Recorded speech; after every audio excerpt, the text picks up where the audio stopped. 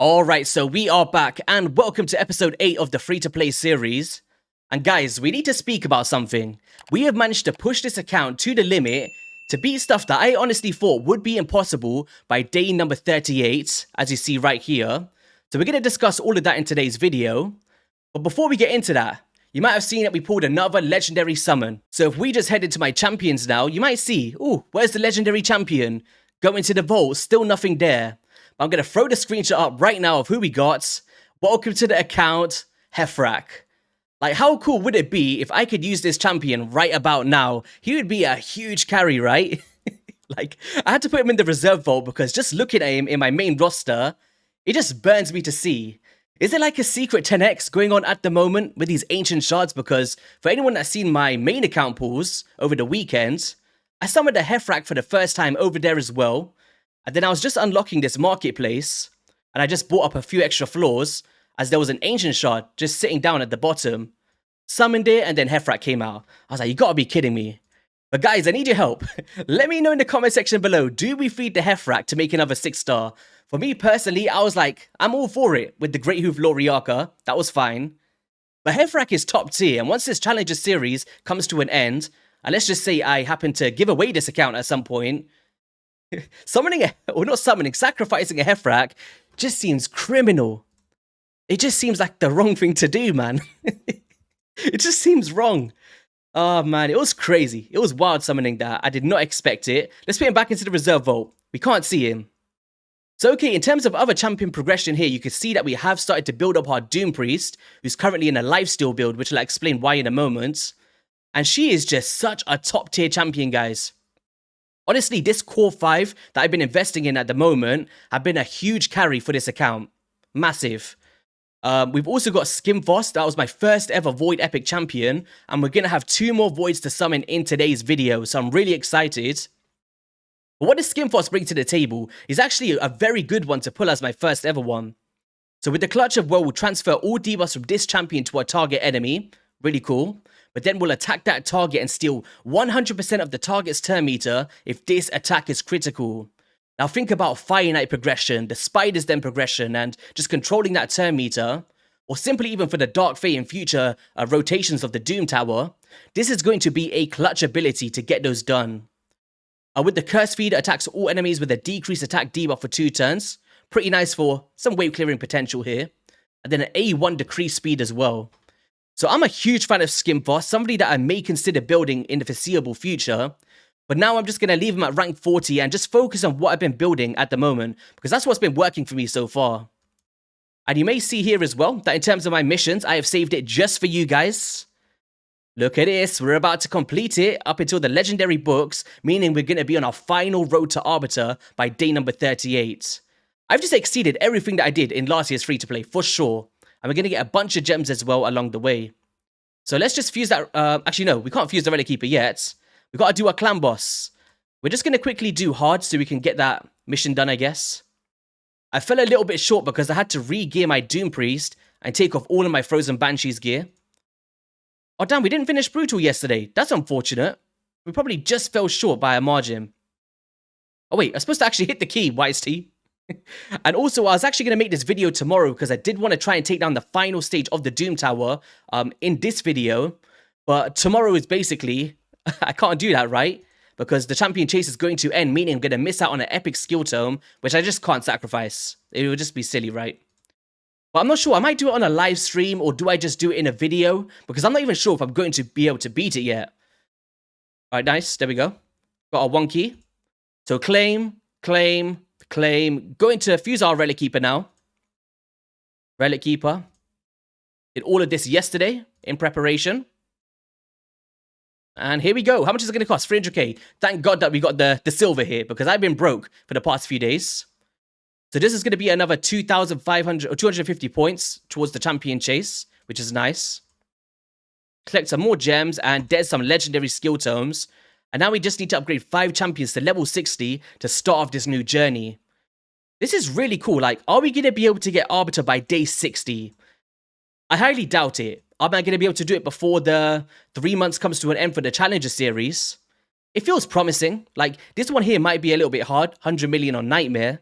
But when you consider we still got 6 weeks to go, we should be able to fly through many of these areas. Like all of these ones, that is so many gems up for grabs to get some energy done for champion training. We could do this already. We can do these. I'm just seeing if there's anything that screams out to me.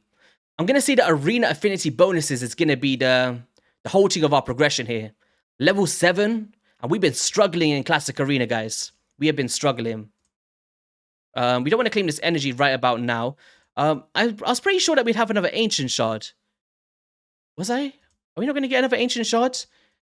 I think I seen it somewhere. I was like, oh, I could use that for today's video. Advanced quest. I don't know why I'm looking in here. I definitely seen an Ancient somewhere. Where did I see it? Faction Wars, maybe? No? Arena?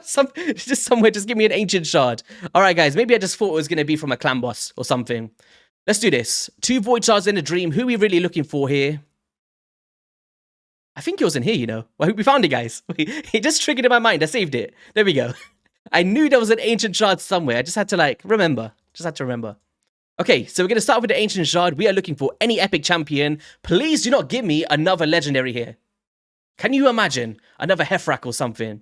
I'll take a rare. I'll take it. Okay, Cold Hearts, Demythers, Man-Eaters, Godseeker, and Neres. This is what we're looking for. Another epic? Come on, be good. Oh my god. Oh my gosh. Guys, we're coming. Guys, we're coming. It's a beautiful day today. Let's go. We got Man-Eater. Welcome to the account, buddy. This is a massive game changer, enabling Unkillable on our team. All we need now from this next shard, we're speaking to the raid, RNGs. Please give us a Painkeeper. We're making a budget Unkillable out here. Come on. Oh, can you imagine? That would have been cool, right? I actually thought it was going to be there. It looked a little bit similar from like the running animation. But whoa, Man-Eater, welcome to the account, man. Well, I didn't expect that one to pop up because our last Void Shard was actually a Skimvoss. So getting a Man-Eater as well? This is huge. This is huge. Do you know what? I think I pulled someone that could be very good with that. Did I? No, there was nobody. There was nobody. I'm driving myself insane here, getting overexcited. But that's a really cool pickup. I'm just not sure if one Man-Eater by himself is going to be the answer here. I guess we do have Doom Priest. Can we do some weird kind of... No, we can't. That cooldown's too long. We need that reducing. I don't know. It's just nice to have him on the account right for now. And maybe just to push into Nightmare Clan Boss and have someone killable could be very valuable. So, okay. This is the big stuff now. Who's ready? We have climbed all the way up until the top of the Doom Tower with one stage remaining. This is absolutely huge. I remember from the last free-to-play series, I had no chance, even with a Pythion, in exceeding this on my first rotation. And as you see behind me, if I just move myself out of the way, 1 day and 21 hours to go. So we've literally got tomorrow and the next day to get this done. And even that next day, I would have to do it at like midnight or something. I would say maybe 24 hours to really get this going. But how did I manage to beat all of these floors? That's one thing I wanted to talk about. So, starting off with the Magma Dragon, I think this was honestly, like, we're so used to saying, oh, the Nether Spider's hard, the Eternal Dragon's hard, of course. But this stage 100 Magma Dragon was an absolute nuisance. Like, if I got bad crit once, everyone's just dead. That's just basically how it went. So I had to keep re-rolling the dice, and over time, I just managed to get some really good RNG. Of course, we used this team here. Same one for pretty much all of them. This is when we first picked up our Doom Priest, but she just died straight away anyway. The Floor Griffin was probably one that many people are stuck on at the moment. And just revealing the strategy that we did, it was enemy max HPs, which was great, but it wasn't just the max HPs. It was the relentless gear that we pushed in a tournament to be able to re-roll that and get as many out as possible. And also the rolls of Rathalos Blade Master to place out those smite debuffs. And the more that we could place, the easier it was going to be, because it's a race of damage, right? Yourself against the Sky Bonds, how quickly can you take it down before it ramps up? And also timing my abilities on the right ways to make sure we don't have buffs, and also trying to not have crazy debuffs out that can be transferred, right? This one here, I would say, arguably, is this the hardest boss here? I think it is, you know, because I thought I was going to be stuck with this one. I'll show you briefly what we did. It was some crazy stuff. Like, I don't know what went through my head. I was like, oh, this is impossible now. Because how I did it in the last one was I just killed the spiderlings with Rathalos Blade Master with the right affinity for it, got some strong hits, no problems. In this stage here, it's not happening because we just don't have the firepower to do it with Rathalos at this stage. We don't have enough damage. So if we just go through, get some max HP, it doesn't really matter. We basically soloed it. So for anyone that actually has a Rathalos Blade Master on their accounts, you can solo stage 110 of the normal Doom Tower with very minuscule gear. Like, I am using the same lifesteal that they gave me at the start of the game on my Rathalos. Nothing's really changed outside of a bit of perception, but it's all 4-star gear. I'll show you guys the build later. So if this is something that you are struggling on, I just thought it would be really cool to showcase it, right? So basically, everyone takes these crazy poisons. We're like, oh my gosh, what are we going to do? I mean, we can't even trigger the counterattacks because the boss will just heal. So we just had to stick with A1s, A1s, A1s until it was down, pretty much. So here, like, we can't even do anything because we don't have the damage to just do it. Cleanse off some debuffs. Everyone's going to die, and then it'll be literally just Rathalos alive towards the end. And I would just keep going A1, A1, hoping for smite procs all the way until the bottom. But literally, I was getting so lucky on weak hits from the poisons and stuff.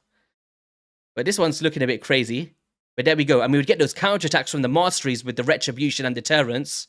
And that's allowing us to go through and heal again from our War Master procs. So War Master, very important for this. Lifesteal, very important for this. And then you literally just A1. Don't worry about the side minions. He'll remove the debuffs himself. And you should be able to just tank this up with weak hits on this rotation. So yeah. That's basically how we did it. I'm not going to bore you guys with the entire run, but we did that, I'd say, about 4 or 5 times before having a success rate. So that was really cool. So in terms of the final boss here in the Eternal Dragon, what we're going to be trying to do? Well, Doom Priest, I would love to take to a 6-star. We just don't have the resources at the moment to make it happen in the small time window that we have. And the reason for her would be to cleanse off those blot active skills from the A1 of Eternal Dragon. And then we'll use our other champions to target one of the priests to reset our cooldowns and get out those decreased attacks, those max HPs, and our massive nukes from our champions. Someone like Miscreate Monster is going to be great as well with ally protection and those self-healing buffs. And just fingers crossed that we manage to make this happen, guys. Because I have worked so hard to try and make this possible as my first rotation. Like, some of these floors would take me like 8 minutes, 9 minutes, and rerolls with Siffies and Rotos. It's been a crazy journey climbing to the top, so to not finish it would be really upsetting, to be fair. And as you see, nobody in this clan for the free-to-play Challenger series, not the community, has managed to beat this yet. Because I believe loads of people are still stuck on the Griffin, which is understandable with the ways that he ramps up, right? So if we just bring up the website to see what I mean here. So screen capture. There we go. So if we go down to the Doom Tower progress, go into rotation 2, which we're on at the moment, you can see that I'm the only one on 119 at the moment for out of the challenges. So it would be really cool to just get this done for Team Shadowverse. I'm come top of something, right? Because I'm not on the top of anything else. So this has been my forte, just pushing the Doom Tower, and that's what I've kind of built my whole team around to make that happen. But we're doing pretty good on Spider and stuff as well. And then if we go to the community one, I believe there's around 5 or 6 people that's managed to do it, right? So let's go to the Doom Tower rotation. So in terms of the community, we have got 1, 2, 3, 4, 5, 6 people have completed it. So I'm hoping to be the 7th to be able to get this done.